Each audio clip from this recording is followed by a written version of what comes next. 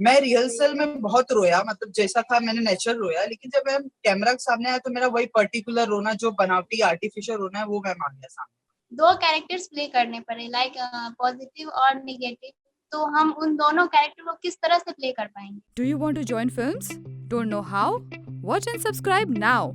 Join Films YouTube channel for thousands of free video lessons on how to join films. Ma'am time execution नहीं हो पाता है, मतलब it means when I rehearse then I will follow that time execution, but ma'am when I come on the when I am facing the camera तो ma'am मेरा time, मतलब जैसे मैंने पॉज मार्किंग की, इमोशनल मार्किंग की, मैंने highlight the keyword किया, लेकिन मैम जब मैं वहाँ पे जाता हूँ मैं सोचता हूँ कि अब इस लाइन के बाद मैं ये इमोशन दूंगा। थोड़ा टेक्निकल एक्टिंग पे जब मैं काम करता हूँ मैम, सोचता हूँ इमोशन दूंगा मैम, तो वो मैम कैमरे के सामने नहीं आ पाते।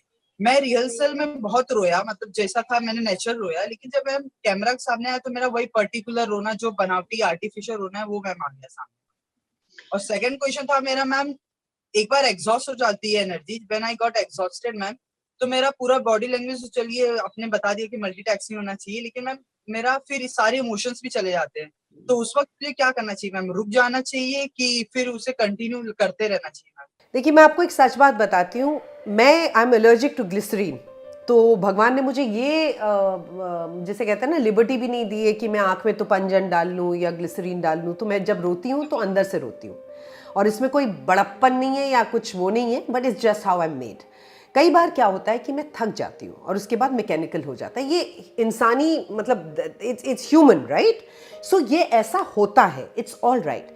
ओवर रिहर्स ना करें when it comes to emotional scenes, because आप फिजिकली अपने आप को और इमोशनली अपने आप को work up to a certain emotion and then you exhaust yourself. So जब आप ब्लॉक हो रहे हैं या मैकेनिकल बन रहे हैं, थोड़ी देर के लिए ब्रेक ले लीजिए, एक अल्प विराम, थोड़ी ब्रेथ वर्क करिए and then come back to it. देखिए, जब आप एक प्रोफेशनल एक्टर होते हैं तो इतना वक्त मिलता नहीं है, तो हम लोगों ने स्विच ऑन और स्विच ऑफ की ट्रिक सीख ली है, ओके?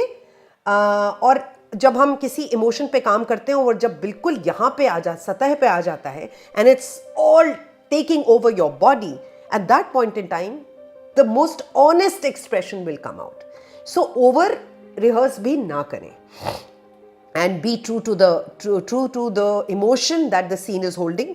दूसरी बात, थक गए हैं, थोड़ी देर का ब्रेक लीजिए, come back to it and maybe something better will come.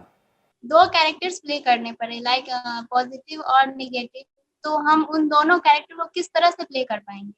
Please आप मुझे इस बारे में बताएं।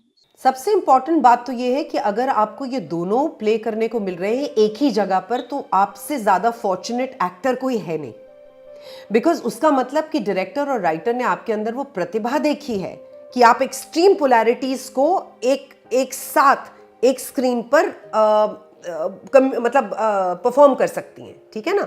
तो पहली बात, जैसे मैंने आपको कहा कि स्टॉप जजिंग द कैरेक्टर। अगर वो प्रोस्टिट्यूट है या अगर वो extreme end of the spectrum, अगर वो बिल्कुल ही प्योर है, तो आपको जज नहीं करना है कैरेक्टर को, आपको उस कैरेक्टर की सच्चाई को ओन अप करते हुए उस कैरेक्टर को परफॉर्म करना है। तो अगर मुझे प्रोस्टिट्यूट प्ले करना है तो मुझे समझना चाहिए कि जो गाली मैं दे रही हूं वो मैं नहीं दे रही हूं, वो कैरेक्टर दे रही है। अगर उसकी बॉडी लैंग्वेज ऐसी है, फैल के वो बैठ रही है, या उसकी आंखें ऐसी हैं, तो वो उस कैरेक्टर की हैं जिन्हें आपको अपने अंदर उस चीज को जज्ब करना पड़ेगा। Got it? ओके? कई बार हम अपने कैरेक्टर्स को जज करते हैं जिसकी वजह से हम पूरी शिद्दत से उनसे मोहब्बत नहीं कर पाते।